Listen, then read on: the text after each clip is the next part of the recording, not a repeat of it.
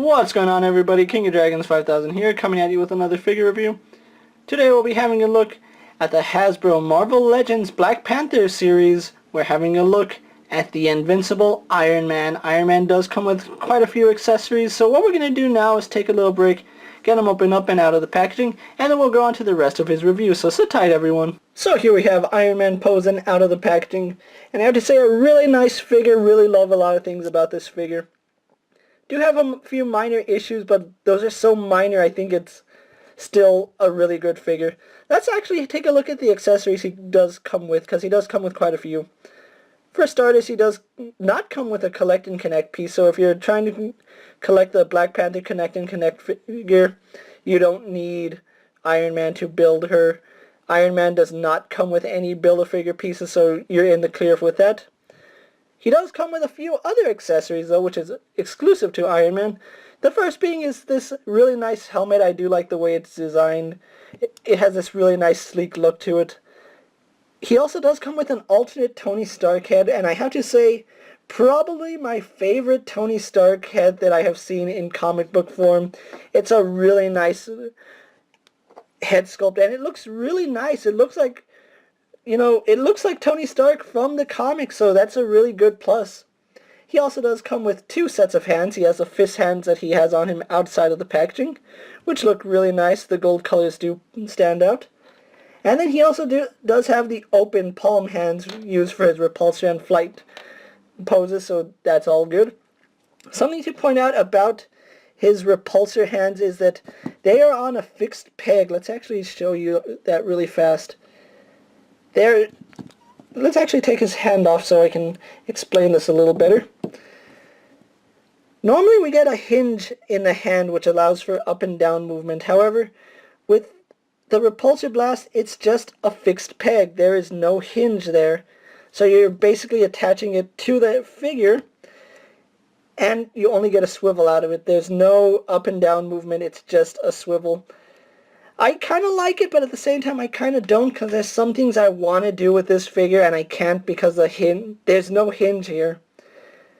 And it's just unfortunate, but that is the way Hasbro went with this. He also does come with two sets of repulsor blasts. It kind of makes me want to go out and get a second Iron Man figure, because the repulsor blasts also do connect to his feet. So if you want to have him flying, you can actually attach two to his feet and then two to his hands and then have him pose like he's flying. So that is really nice. He also does come with this little wrist cannon blaster thingy that it's a nice sculpt, although it has no paint. It's just in this red swirly metallic plastic, and it looks nice, especially when you attach one of the repulsor blasts to it.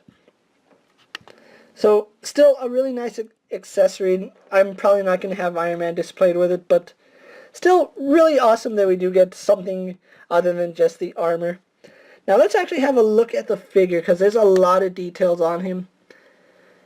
And unlike the movie Iron Man figures who have a ton of detail on him, his is a little softer because, one, it's the Invincible Iron Man armor, so there's not too much details, and it's a comic book adaptation, so it is a little simpler than the movie design. But you can see his arc reactor is really nicely painted. I do like that.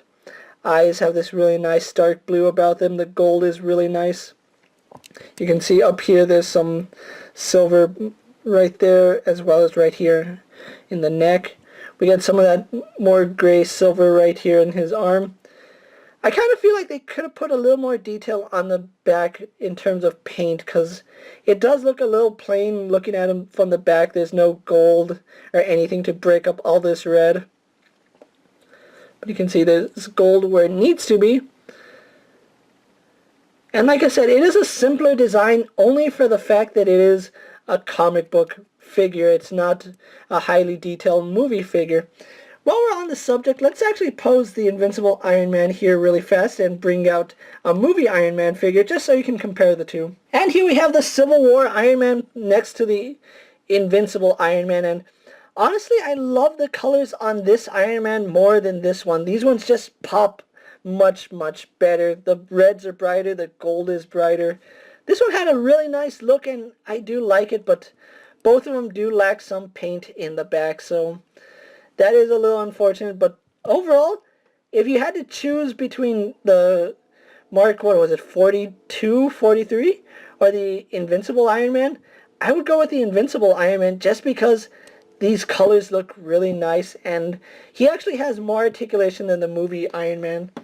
And speaking of articulation, let's actually move the camera in a little bit so we can go on to Iron Man's articulation. His head is on a ball peg, so we do get some movement on that ball joint. You can see it tilts side to side really slightly, does swivel left and right. It is on a hinge, so his neck does look back about that far, looks down that much, and then of course rotation as normal.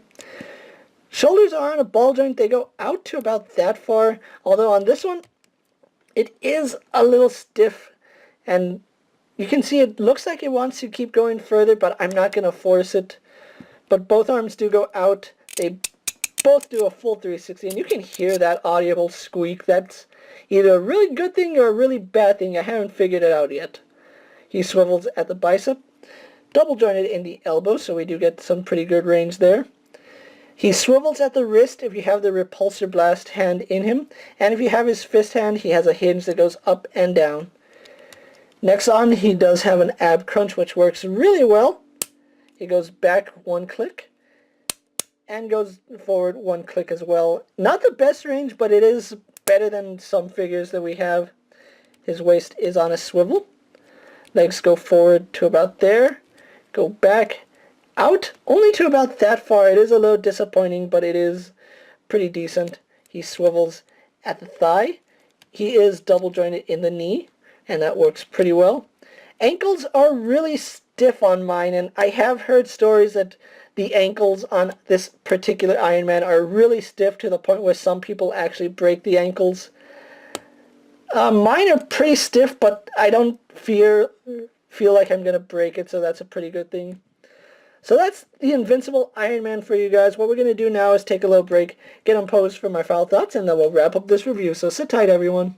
So here we have the Invincible Iron Man pose for my final thoughts. Overall, I think this is a really well done figure by Hasbro. Hasbro has been knocking it out of the park with their Hasbro Marvel Legends series, and I have to say this Iron Man is once again a really good example of what Hasbro has been doing lately. If you haven't already picked up this Iron Man, I really recommend you do so if you're an Iron Man fan or you're just wanting to collect the line in general. This is a really great Iron Man and a must-have, especially if you're looking for a Tony Stark head or you just want to have, you know, a secondary Iron Man Hall of Armor on your shelves. I found this guy at Toys R Us, and the price is running you about $20, and that's quite normal for a Hasbro Marvel Legends figures. If you can find this guy in stores, definitely don't hesitate to pick him up. I really think he's worth the purchase. With that being said, guys, I'm KingofDragons 5000. Don't forget to like this video, leave a comment, subscribe to my channel, go check out all my other action figure reviews, as well as all my other Hasbro Marvel Legend reviews. Hopefully there's something you guys enjoy. And as always, if there's a figure you would like to see me review in the future, let me know down in the comments. And if it fits in my collection, I'll definitely have a look at it. Until next time, guys, I'll see you later. Take care, everyone.